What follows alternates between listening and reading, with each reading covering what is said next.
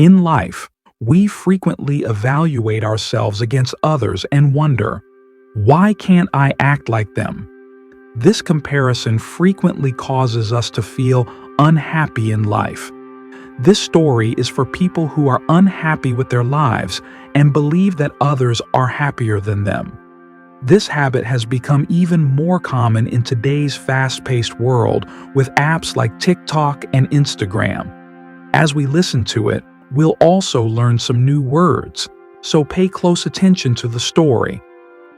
One day, a crow was flying and landed on a tree branch. As he sat there, he noticed a swan swimming in a nearby pond. The crow was curious and flew closer to the swan. But as soon as the villagers saw him, they waved their hands to chase him away. The crow thought, maybe they were afraid that I would make the place dirty, so he sat on another branch. But again, the villagers didn't want him around and drove him away. The crow felt hurt.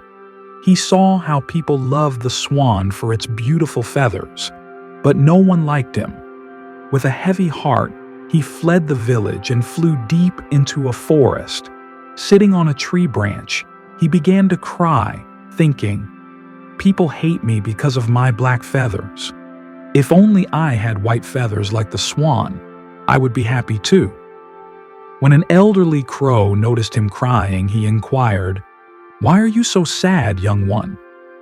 The crow's response was, "I hate my black feathers. They look so ugly. Nobody likes me anymore." The old crow grinned and asked, "If you could look like any bird, which one would you choose?" The crow replied, "I want to look like the swan. Everyone loves it."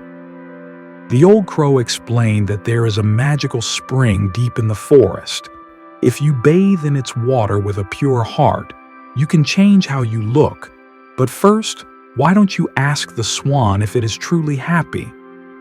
The crow agreed and flew back to the pond. The crow approached the swan and said, "Dear swan, you must be the happiest bird in the village. Your white feathers are so beautiful and everyone loves you." The swan thanked you for your kind remarks as it gazed down. "I feel unhappy when people keep me as a pet, even though my feathers are lovely, and I am unable to live freely. I don't know if I'll be alive tomorrow, and when I become old, they might even use me for meat."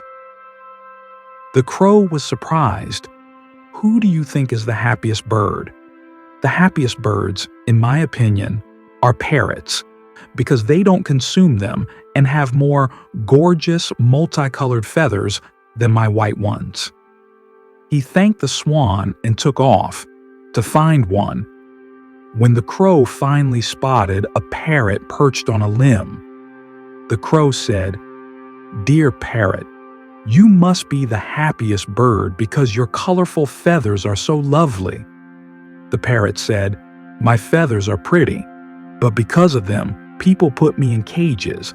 I spend my life locked up and I'm always scared." He asked, "Who do you think is the happiest bird?" The parrot said that the peacock must be the happiest bird because people admire its beautiful feathers and they give it a big cage to live in. The crow flew to a zoo and saw the peacock spreading its colorful feathers while many visitors marveled at it.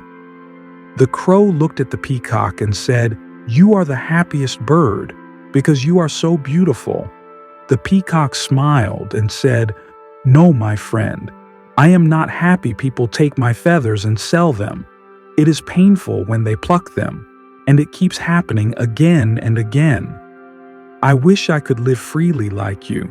No one bothers you, and you can go wherever you want." When the crow heard this, he was taken aback and realized that he had been taking his freedom for granted. He thanked the peacock and flew back to the old crow, saying, "I don't want to be anyone else. I'm happy to be a crow." This story teaches us that everyone faces challenges and that comparing ourselves to others only makes us happy. Instead, we should be grateful for what we have Remember that you are unique and that no one can be a better version of you than yourself. If this story taught you a new lesson or new vocabulary, don't forget to like and share your thoughts. I hope to see you in the upcoming story where we will continue our education.